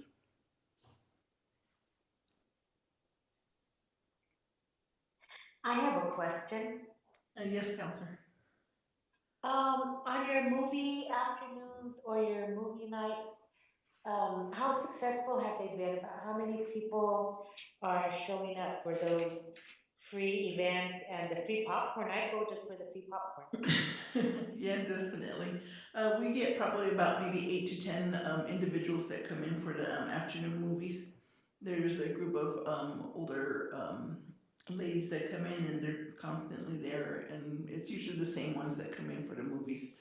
But we don't mind. We still make the popcorn, and we still have the drinks for them, so they're constantly there. That's great. And how do you advertise these free movies? Michael, our programs coordinator, actually puts it on the marquee, both marquees that are in town. We try to do it on social media, put out a lot of information. Jade, my children's programmer, she gives it to the Rio Grande Sun, and they put it in the paper. Okay, thank you. You're welcome. Well, I can say, Sherry, that the individuals from Las Cumbres also attend your movies. Yes, they do. Thank you. Mm-hmm. And it's really been fun because we haven't had that many come to our movie night. It was like 24 or 25 that came. So we're really super excited for that. But you know what? Even if you receive 1, 2, or 5, you're still getting people. So thank you for planning and doing these activities for our community. You're welcome. Thank you. Yes, thank you. And I am going to bet that for the Hocus Pocus show, you're going to get a big crowd, because that was a deal this year. Yes, I hope so. Martinez?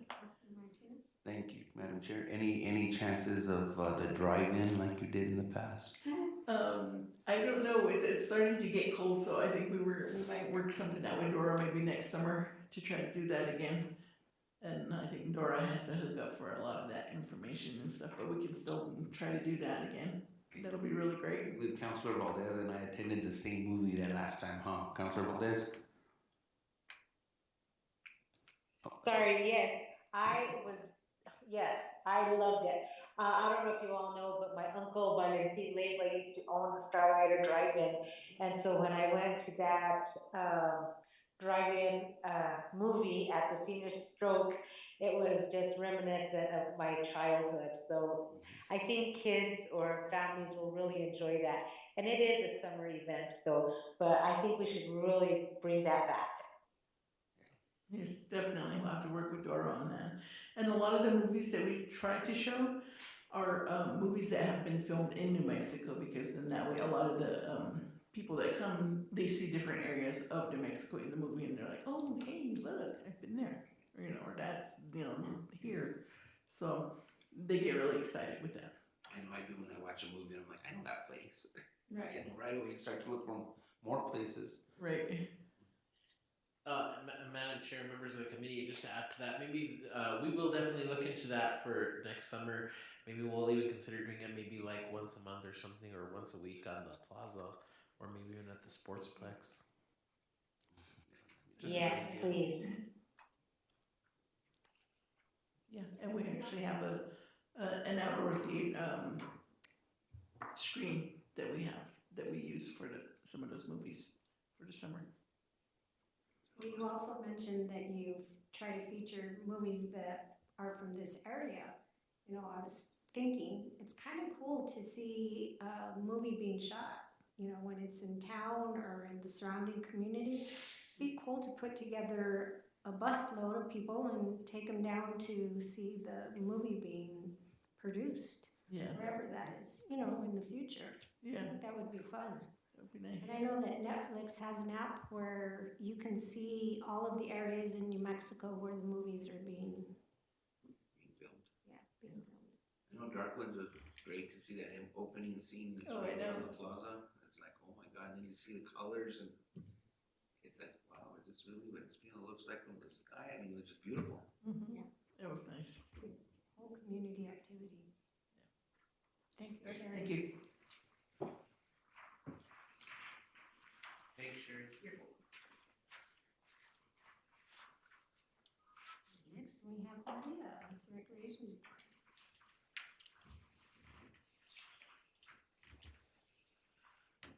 I should be awake. Good evening. Good evening, all. Let's see. I'm gonna make it a little bit not too long, to say the least. As you notice in regards to the monthly report, September happens to be one of our highest revenues. And for that, it's because of the fall leagues. There's the men's upper and lower, and then there's a co-ed as well. So that's why it's the amount it's high usually in September. Patron count, for the most part, this particular September has been a tad bit lower than the last month. Last year. Not necessarily sure in regards to the reason behind that. I'm actually doing like a research on that end as to why that is happening. What I will do is I will yield the floor to Ms. Ashley Snyder. I believe you are via Zoom, Ashley? Yes, hello, good evening, everybody. Good evening. Thank you. Would you mind if you give us your spiel in regards to the aquatics? Yes, so as it states here, we have closed the Ranchitos pool for this season. I just want to say that it was a great season. This being my second summer there, so I got to experience a little bit more. I have some more ideas that I want to present for next season. Right now we are winterizing it. It is shut off for now. We do have, at the beginning of the season when we took the cover off, we did notice some of the newly added tile around the pool was getting chipped. So I did reach out to Jeff Sargent, and then we reached out to Leisure Pool, which is the company that did the renovation on it. We were still in the, what is the word I'm looking for? We were still under so they would fix it. So they were having a problem with the contractors that they got their tiles from. They said they're still going to honor our warranty. So we have that planned for mid-March, early April, so they can come in and actually replace all those tiles. And at the same time doing so, they're gonna also give us a quote for the kid pool. I know that's been a concern of the community, as well as some of our council members, to either do something with that, either fix it or close it up and put something else there. I think as far as cost wise, it would be smart to try to renovate it. I think right now it would use a new plaster and some new drains. Other than that, the sand filter, everything is working in the pump room. So I do have that scheduled for March as well. So we will get a quote on that and get that fixed for the summer, hopefully. As far as Lucero Center goes, we're on track. I've been in contact with our state inspector. She's available the week of the 24th. So I think we're planning to do that inspection on Thursday that week. Everything goes well, we'll pass the inspection and we will be set to open in November. So I'm really excited about that. It's been a long time coming. I know everybody's really anxious to get the pool open. It's been a couple years. So we're all working very diligently to try to meet our deadline. So far, we've gotten the parts that we needed in, and we've been replacing them. The system's running good. So we're doing the mock inspections, getting everything prepared for the inspection next week. So cross our fingers, say a little prayer, everything goes good, and we're on schedule to open in the beginning of November. Thank you, Ashley. Ashley, can I ask a question on the plumbing at Ranchitos? Is that part of the Yes. schedule to get fixed? The plumbing in the bathrooms? I'm sorry, Lynette, is that for the boiler system? No, I'm talking about showers and commodes and the plumbing and the shower areas on both men and women's side. Yeah, so I have taken down some notes as far as what needs to be replaced. I know some of the showers are not running correctly, that need to be replaced. So I will be working with GSD this fall to see if we can get everything up and running for the upcoming season. Okay, thank you. I have a question. Yes, Ms. Valdez. Are we gonna have lifeguards? Because I know earlier this summer that was an issue, so I hope we have lifeguard. Yes, Counselor, that is always an issue. every summer, I don't know what it is. It's actually nationwide where the shortage of lifeguards is fierce right now. So I'm actually working with Jeremy, and Los Alamos County is holding a class to get lifeguard instructor teachers. So I'm trying to contact the aquatics coordinator in Los Alamos to see if they will allow me to be a part of that class. So if they are, I can get my certificate to actually teach a lifeguard class. So we don't have to outsource other contractors or other teachers to do those classes. So that's my goal for this fall. So I am in contact with the aquatics coordinator in Los Alamos. He has to contact their council to see if they're gonna allow outsiders in to take the course. So that will be a big thing if I can actually get my certificate for that.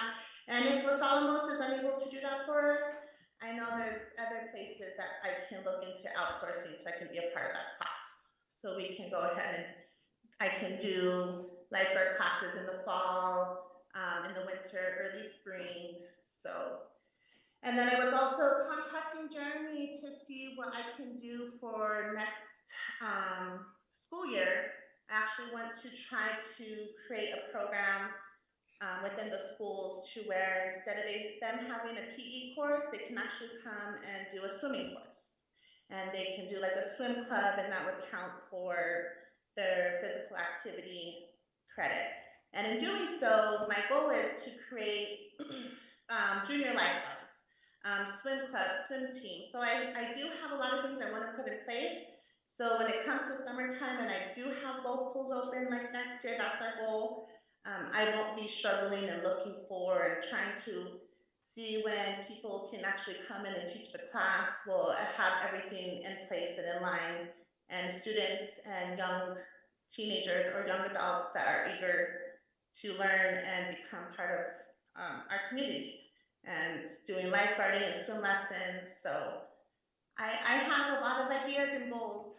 So I'm just hoping that everything works out in that end. I think those Well, are. I'm glad to hear, I'm sorry. I'm glad to hear of all your plans, and I hope they do come to pass. Thank you. I think those are great ideas, Ashley.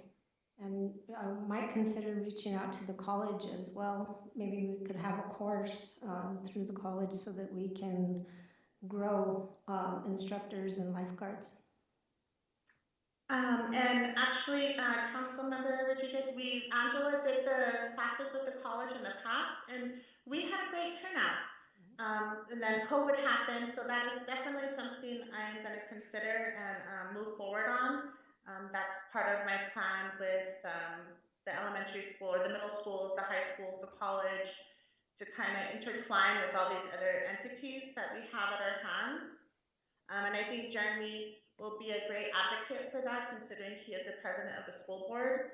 So I think with him and I and Maria brainstorming and on the same page, and you as council members supporting us, I think we could have a really great turnout and a great system and new things for this community to look forward to. Because unfortunately, we don't have a high number of people that know how to swim or want to be a part of the aquatics world. And it's fun and exciting. It's a great life skill to have. So whatever we can do as a group to ensure that our valley is part of that, that's kind of where my goal and my mindset is, to include something that I love in the aquatics and the swimming and bring it to our community. Thank you. Thank you, Ashley. Go ahead, Maria. Thank you, Ashley, for that thorough information. As far as recreational activities, for the most part right now, because it's winter time or it's coming into that, some of them are dying, like the leagues. The softball leagues are pretty much almost done. The volleyball is kind of something that is in people's mindset right now. It's kind of like on demand. Now that winter is coming up or the cold weather is coming up, they're wanting to, when is volleyball starting? And when is volleyball starting? Oh, give me a break. I'm barely, finishing something. Let me finish that and then start that. Thank you so much for the particulars in regards to the Thanksgiving tournament that's coming up.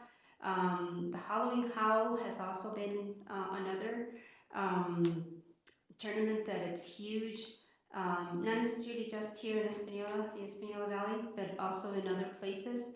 I basically switched it from being a night small tournament due to the fact, if you remember or not, but pre-COVID, there was a particular, I want to say, ad and or somebody posted it on Facebook that there was going to be a shooting at that Halloween house. So I moved it instead of a Friday night to Saturday, all day. And so this time around, it's pretty much an all-day thing. Instead of being 28th, which is on the evening, it's on the 29th all day. So far I have 7 teams already penciled in. I'm hoping to have at least 3 or 4 more, it depends. There will be a Halloween costume contest. Normally on that one, what I tend to do is I don't include it in the fee, in the entry fee. It actually is on the side. So for the most part, I let all the teams know to bring an extra $5 and it goes into the pot. So once that pot, whoever wins it, here you go. Thank you so much for participating. They kind of like that. As far as the fitness exercises, I have to say the Strong Women's program, which is every Monday, Wednesdays, 9:30 to 10:30. They're really nice ladies, to say the least, and of course most of them are over 50. But when they get to be very, how do I say this, wanting something, they want it like done yesterday. They don't want to wait, and it's okay. Sometimes they're okay with it. It's like, oh, it's okay. We can definitely take care of you on that end. For instance, Jeanette Ortiz, who happens to be the facilitator, she comes in and she says, Maria, you need to take care of the elms that are growing outside. And I'm like, yes, ma'am.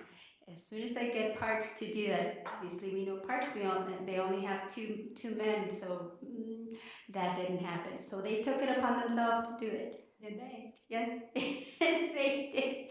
Maria, we removed it. We just didn't know where to put them. So you might want to have somebody take the branches and all that. And I'm like, don't worry, I'll take care of that. So I went out there.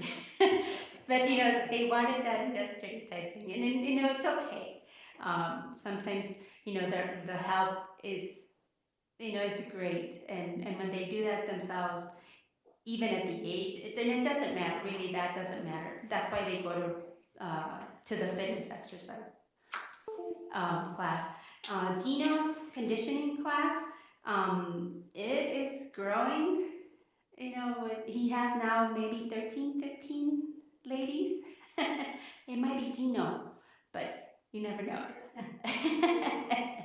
He's really gotten that particular class up and running, and I'm looking forward to your particular class when the pool opens to have that. Definitely, a lot of people have been asking for that. This particular Sunday, I was supposed to have a co-ed volleyball tournament. It was supposed to be the Halloween co-ed volleyball tournament, and of course, I was in a canoe, so I couldn't do it. It rained most of the day, so it was raining inside too, and I'm like, no, this is not going to happen. I'm still accepting registrations for kids soccer. I have to say, in regards to this particular item, and if you remember Jeremy, Mr. Morataya, who was going to, he's a president of a soccer league, Hispanic soccer league in Santa Fe. He just reached out last week in order to wanting to continue, and the fact that he stopped was because of COVID. It was hard. It was, our gym is pretty small. He wants to come back and start it again indoor for just kids. His particular, I want to say league or organization does not charge kids. He basically charges the adults, and therefore the amount that he charges the adults kind of, falls back with the kids. So he's going to be wanting to do Sundays about 6 hours per day, depending. So we're still working on the kinks on that end and see how do we do this better.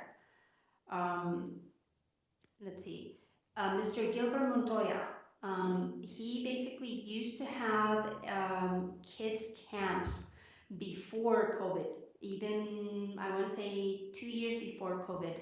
And then I believe he fell ill, but he's coming back now, and so he wants to rent the gymnasium in order to have camps at the center. So pretty much that's also another type of revenue, and then more sports indoor activities for kids to do. He wants to do them on a Saturday, so that works well because Mr. Morataya wants to do it on Sunday. He does it on Saturdays. Definitely basketball league is in demand within adults and including teens. However, due to the fact that referees are hard to find because we are so competitive as far as basketball is concerned, that referees, I need those that are going to be doing the job to be at least certified into being, referees, basketball referees. And Maria, if you could just add, Yes, sir. Madam Chair, if you could just add on to that we do actually pay them to do referee. So that may be an opportunity for somebody who is trying to pick up some extra work on the side. If they're certified, the city does pay them for their services. Correct. All of the umpiring, refereeing, or any type of that, they are definitely paid for that. So I have a question on that. So you bring in a certain amount for a softball league or a basketball league. Correct. are you paying referees out of that money that you take in? That is And so what is the balance there? Are you making a profit? so for the most part, here's to give you an example. Let's say 8 teams pay $275. Let's say that $275 for the entry fee for, let's say, softball. So out of that, let's say that it's a double elimination. So you're ending up with either 8 to almost 10, games. So that's $25 there per game, per referee or umpire, whoever that means. So definitely it's about $600 give or take. So 275 times 8 teams. So yeah, definitely the revenue does add up. To say the least, pre-COVID, already on the line item for the leagues alone, I had raised over $10,000. COVID hit, and I was left with only $3,000 because they needed to, the city needed to use it somewhere else, which I didn't mind at that point. But then it brought me back to, okay, I needed to buy something at the Sportsplex. For instance, Jeremy and I came up with speakers or a system, right? In order to announce or whatever up there. There went that. Because of course, right now, as far as I know, it's about $5,000 on a very good sound system. So it's not in the back burner just yet because it can happen. It depends on the number of tournaments that essentially we run, or in this case, I run with help aside. So does that answer your question? As far as parks are concerned, according to Ben, all the things that they have to do, and it's an ongoing struggle definitely with them, picking up needles, trash, illegal trash. So the things that they try to do on a daily basis, and like Jeremy had mentioned, their work is not being just not noticed. I do go around as well just to sometimes help out, obviously especially at Sportsplex, because there's only 2 of them, so I go up there and sometimes I drag the fields, sometimes I line them, and of course once I'm there, I definitely keep the peace. I have to say, Jeremy mentioned, I don't toot my horn, but today I'm going to do that. I want to say 2 weeks ago, 2 teams, just for some odd reason, they just decided to, face each other for a particular call that was not called for them. It was against them. So, you this or you that. So I stepped in, and, they were still screaming. And so it was as if I wasn't there. And all of a sudden, essentially, I raised my voice, and Jeremy knows I raised my voice. And all of a sudden, quietness. Everybody, both fields behind, there was another game going on.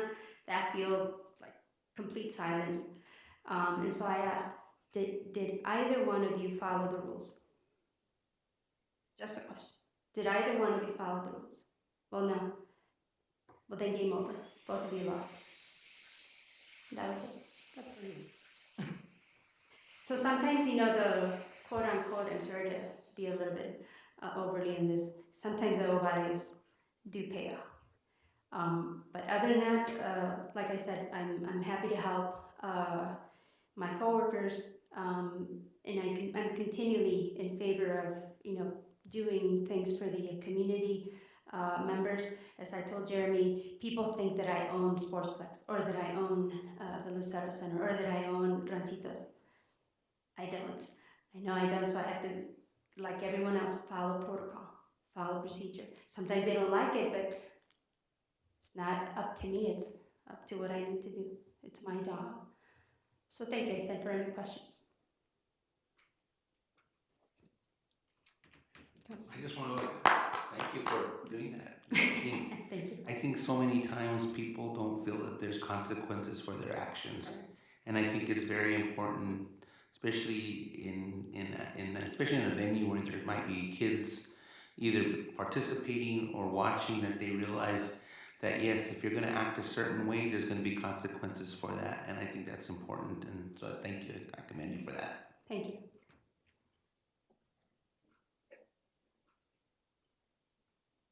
Well, I want to say thank you, Maria, for all the activities that you have going on, the fitness, the softball league, the basketball league, bringing in new programs for children. That's really important. Saturdays and Sundays, I think, hopefully they'll be well attended. So thank you for your dedication. Thank you, appreciate it. Madam Chair, just to add onto that as well, one of the things that I brought with me to the city when I got here was that I put us, or I registered the city to be part of the New Mexico Recreation and Parks Association. It was actually an organization that I was fortunate enough to be the president of for a couple of years, but Maria is actually going to be going to represent the city starting tomorrow at a conference that they're going to be having. She's going to have the ability to network with other parks and recreation officials throughout the state. I think it's going to be very beneficial. I'm glad that she agreed to go. So she'll be going to Hobbs for the rest of the week to network, get ideas, build those relationships so that we can start picking brains with our neighbors throughout the state on how they do things in parks and recreation. So she'll get a good glance at the core, which is a really, really